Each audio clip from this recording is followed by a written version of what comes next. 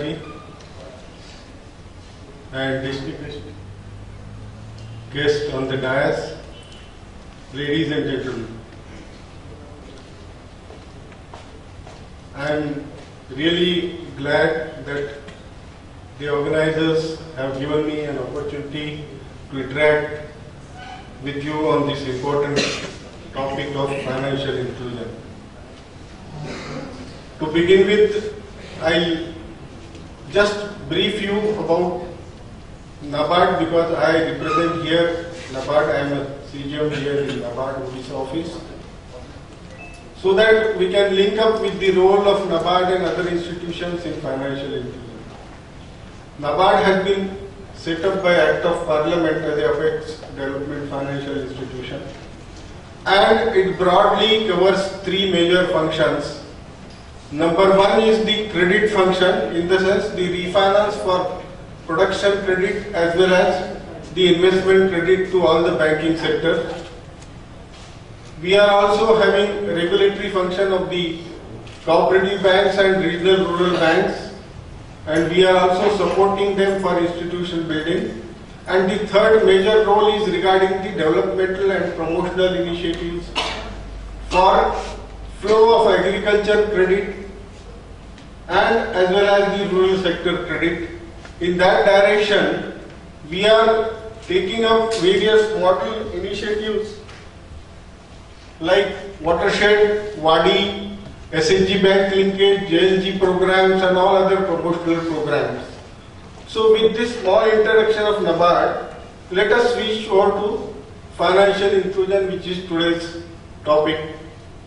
In fact, financial inclusion is a national priority, and if you look at the 12th five-year plan document, you will see the theme of that plan document says faster and speedier, sustainable, inclusive growth. So that is the broader picture with which the 12th plan says that over a period of 5 years, what we are trying to do is there should be inclusive growth in all the sectors.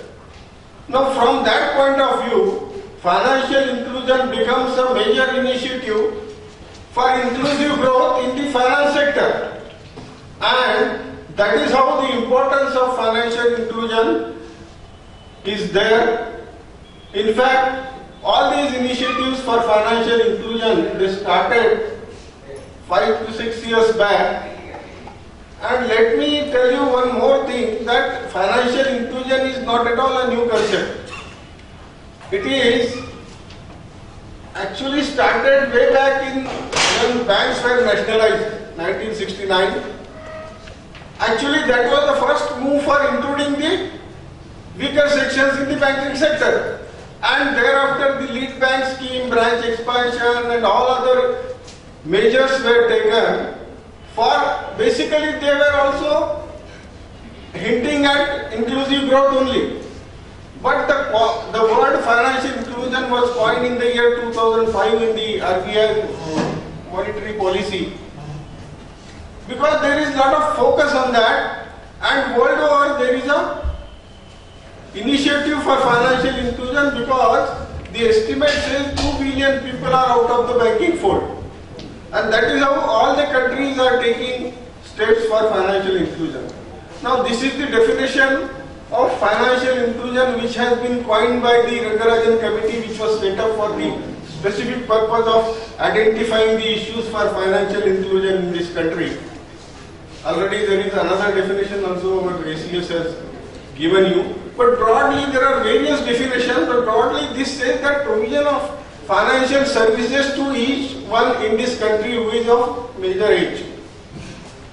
And here if you see in this definition, that major focus is on the affordable credit, and whatever facilities are to be provided to the people, particularly the weaker sections, all those facilities should be affordable to him. And that is how we have to see that how the banking sector provides the services to the unreached people. You will see the data and all that. See the World Bank data, which is latest data, which says that 35% of adults have only access to formal bank credit. That means 65% do not have access. Rather, do not have access, or there are issues in accessing the bank credit or banking services for them. Only 2% adults use them for remittance purpose, that is money transfer, payments and all that. 4% use for government payments. 56% rural households are excluded. Then 42% of the population do not avail banking services. All these statistics say that broadly 50% of the population of this country is out of the banking sector. And that is a major issue. And in order to bring these excluded people into the banking fold, various initiatives were started by Government of India as well as Reserve Bank of India. Because why we need to bring all the people into banking sector? What is the need? If you see in the rural areas where the problem is very acute, if we don't bring them into the banking fold, they are forced to go to the money lenders. And this situation is there since independence, or before that we are seeing this. Despite various measures, still majority of chunk of this population is still relying on the money lender. And that is why the efforts need to be taken that they should be brought into the banking fold so that they get a cheaper credit, so that their funds can be utilized for the development of this country. All the resources can be pulled through banking sector for the economy of this country. Now from this angle, the major areas under which the Rangarajan committee has said that what are the banking facilities which should be provided to the people? Savings, loans, remittance, pension, insurance, all these are financial services. So whatever is needed by a person should be provided by the banking sector to him. And for that, the banks have been told that they should use either of these three modes for providing the services to the people. One is the brick and mortar structure, which is already there. Then through the business correspondent model, by use of technology. And third is by any other mode, that is satellite office, mobile and other things, mobile vans and all that. Because overall in this country, if you see, there are 6 lakh and odd villages, and the bank branches of commercial bank and regional rural banks, they are 70,000 and odd. If you see this, that one bank branch is serving more than 10 villages or so. But what is required is each village should have a touch point of bank. Then only you are able to cover all the population. And from this angle, the Reserve Bank of India thought that initially when the banks they did all experiment of BC model and all that, it was on a ad hoc basis. Certain pockets were covered through these experiments. Subsequently, it was thought that there should be a focused approach, and that is why initially all the banks were told that at least you cover the villages above 2,000 population in first stage, and subsequently go for the villages below 2,000 population. So the scenario in Orissa is like this. 1877 villages have already been covered by the banks which are above 2,000 population, and remaining 45,778 villages, they are to be covered in the remaining years. But so far the progress for this year is little bit slow. Another measures have been taken that banks have been told to have their self-targets for financial inclusion. In fact, they should have a financial inclusion plan. Maybe earlier it was for 3 years, again it is 13 to 16, again for 3 years, like that. And their corporate, at the corporate highest level board should review these plans. mode that they should be on CBS platform. Already all the commercial banks are on CBS platform. RRBs are also on CBS platform. Some of the cooperative banks in other states are on CBS platform. In case of Odisha, the cooperative banks are yet to go on the CBS platform. So there also the state is lagging behind. Then the Kisan credit cards to be issued to the farmers, that also should be in the mode of electronic mode, in the sense the debit card or the credit card mode it should be. Because right now the Kisan credit cards given to the farmers are only in the form of only passbooks. It cannot be called as a Kisan credit card as such. So it should be moved in that direction. Then other modes are also being tried by all the banks. Basically, the Reserve Bank has said that the model for financial inclusion in this country should be bank-led model and not the telecom company-led model, which we have seen in Brazil, Philippines and other countries, Kenya. They are following where the telecom operators are actually the main purveyors of credit by some mode, because they have got a wide network. But here what is required is that everybody should have an account, and through that account then you can have the telecom operators as the BCs. That is how this has to be structured here. Then roadmaps have to be prepared by the banks, and the process is on. Leveraging of technology along with use of BC model, because BC model is a very important step where the banks are able to use the intermediaries for spreading their network by use of technology.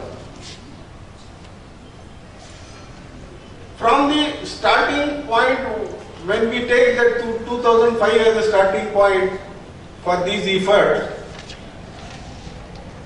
so various commercial banks, they tried this model of ICT model through the BCs, that is of smart card, where the POS machine is there, and offline, online models, they are trying. Smart cards are issued to the customers, through that they can do their transactions and all that.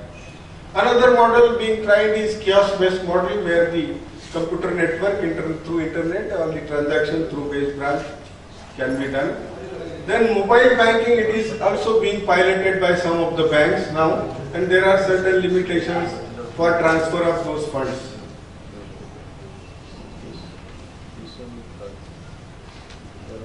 So far the progress through these modes up to 30th September is like this. 219 branches opened their FIP villages, their branches. 3443 BCs are in FIP villages. All these statistics you can see that this is the progress up to 30th September. Some transactions are taking through the BC mode also. As far as NABARD is concerned, NABARD is a facilitating agency in this direction, and in NABARD there are two funds. One is Financial Inclusion Fund, another is Financial Inclusion Technology Fund. The Inclusion Fund focuses on the promotional initiatives of the banks, and the Technology Fund focuses on the technology initiatives of the banks. Because for these initiatives by the banks for financial inclusion, for coverage of uncovered people, there is a cost involved. So that is why it was thought that there should be some incentive to the banks, and from these funds we are providing them incentives so that they take up these measures in right earnest.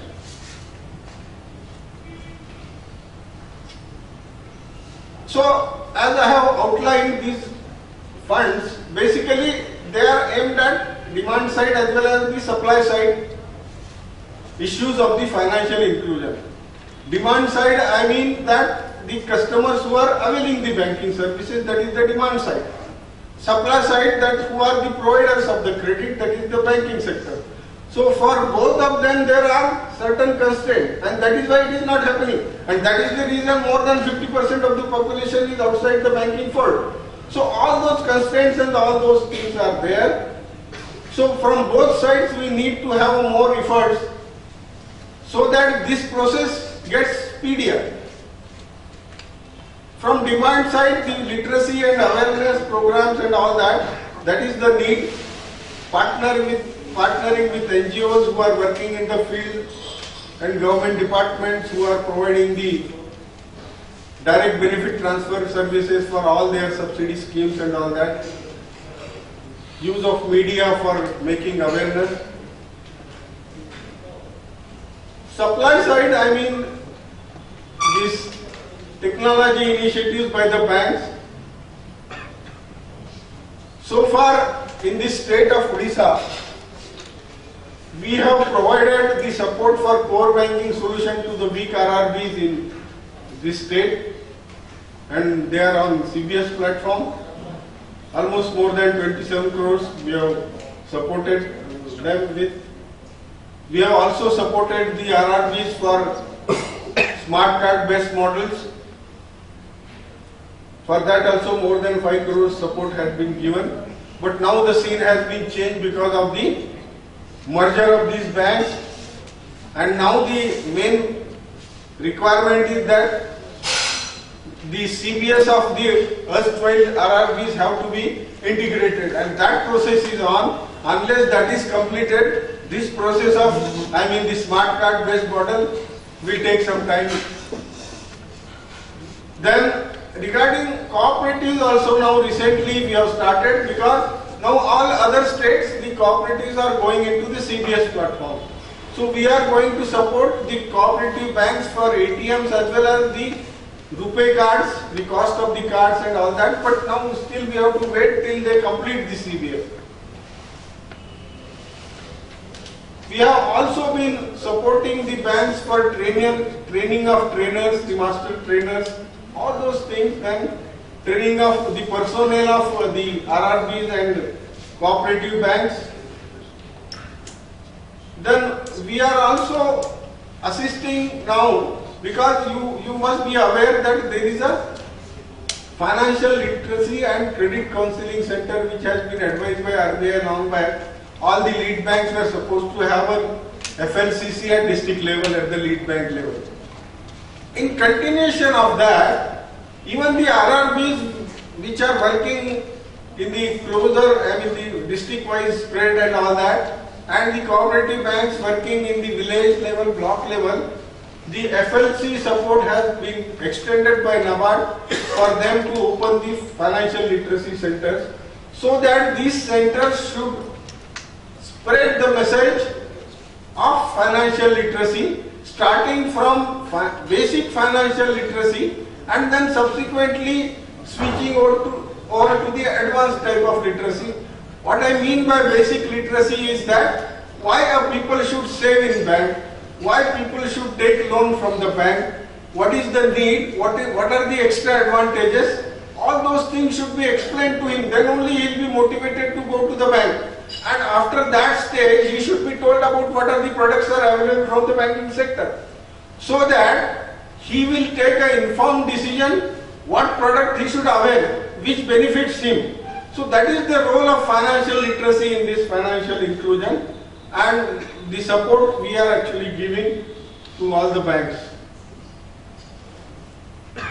All other modes are there, like electronic mode is there, press mode is there, All India Radio audio mode is there, then wall calendars, then the quiz competitions in the schools, and all those efforts by the banks are supported by NABARD. Almost more than 1200 programs we have supported, and more than this year, more than 2 crores we are providing to all the banks for the literacy initiatives. And the major factor should be remembered is that unless the financial literacy takes place, inclusion cannot be constructive or comprehensive. So these efforts should be either simultaneous or before financial inclusion, either way, how it suits. Now I am coming to the last and the major part of my presentation. What are the issues in the financial inclusion initiative? If you see whatever statistics and whatever figures I had just mentioned here, that Odisha state has taken steps, but still if you compare all India level, we are still far behind.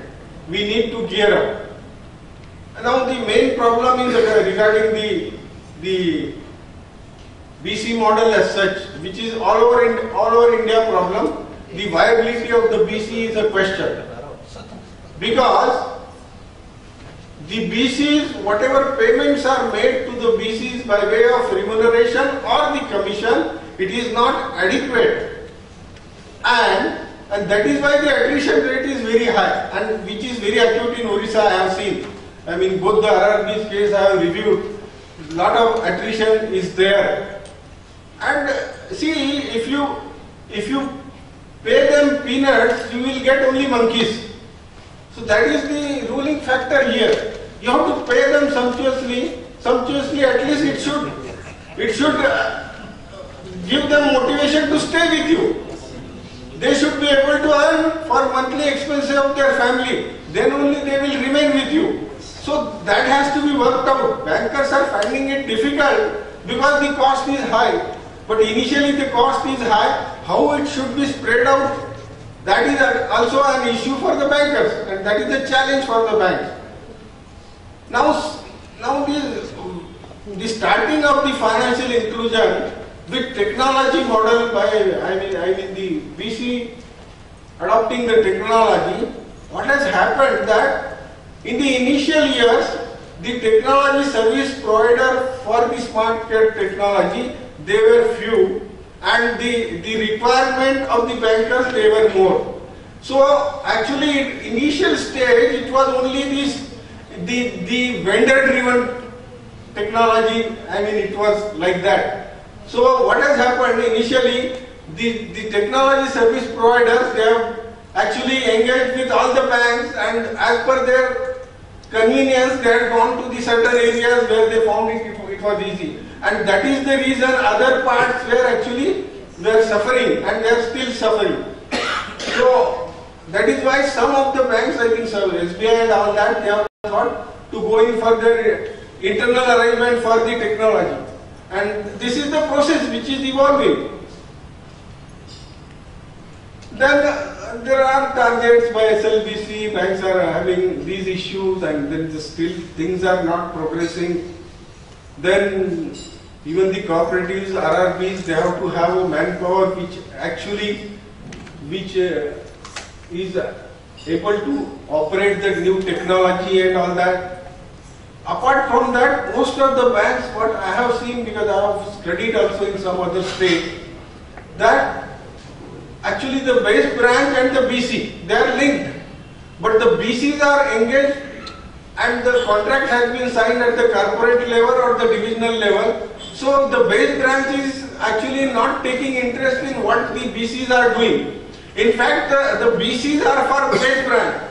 The BCs are working for base branch. Whatever business they are developing, it comes to the base branch. But now the arrangement is that from the corporate level, so the branches are actually lost sight of in this process. So this is also an important factor in the inclusion process to be made very, very constructive. Then, as I have already highlighted, that literacy is a major factor for financial inclusion to happen, and though we are providing support, it is a meager support. The support should come from the banks themselves only, because they are actually responsible for financial inclusion. The lack of awareness and all those issues, already I have discussed about this. The major factor is actually it should be the products provided by the banks and the requirement of the customers. If both of them match, then only the things will go ahead. And the present model of technology, what is happening is that only the saving product, that is receipt and payment, that is happening. All other products are not routed through the BC model, and that is why there are no transactions other than the saving, receipt and payment. So it has become a hindrance to progress, because unless you add more products through the card, smart card or other technology, then only the commission will be remunerated for the BCs. and then only this model will progress. So what I am trying to say here is that banks have to take a major step in this direction, that though there are guidelines and all that, but still they have to take financial inclusion as their business. It should be a business model which should be integrated with their total corporate business strategy. Then only the financial inclusion can be made at a right pace, and whatever targets we decide, then only these targets will be met. So from that angle, all the stakeholders have to take steps in this direction. Thank you.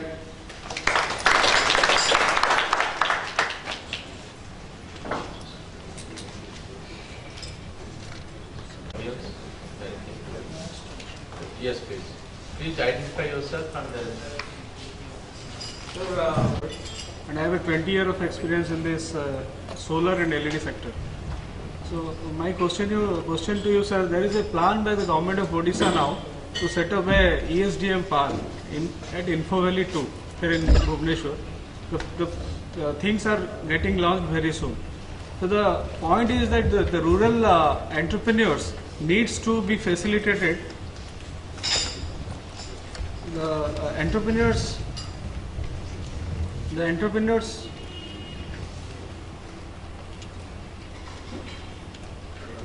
Hello. Okay. So the entrepreneurs needs to be promoted or given support, so that all from all across Odisha and places they should be given a freehold of hand-holding by the bankers to set up their ESDM or related ancillary units in and around Odisha, Sambalpur, Balasore, and places like these are being selected. So, sir, I just am asking for a support to you, that how NABARD and other banks can come forward to help this facility. Though it was directly not linked to very presentation that you have made, but this is to the forum. I am just requesting how this can be addressed to, sir. There is actually for a solar mission under the Jawaharlal Nehru Solar Mission, there is a scheme for providing loans to the entrepreneurs, to the beneficiaries who take the solar lights and other solar devices, and there is a subsidy also for that. But from your angle, whatever finance is needed, that you have to approach to the banks only.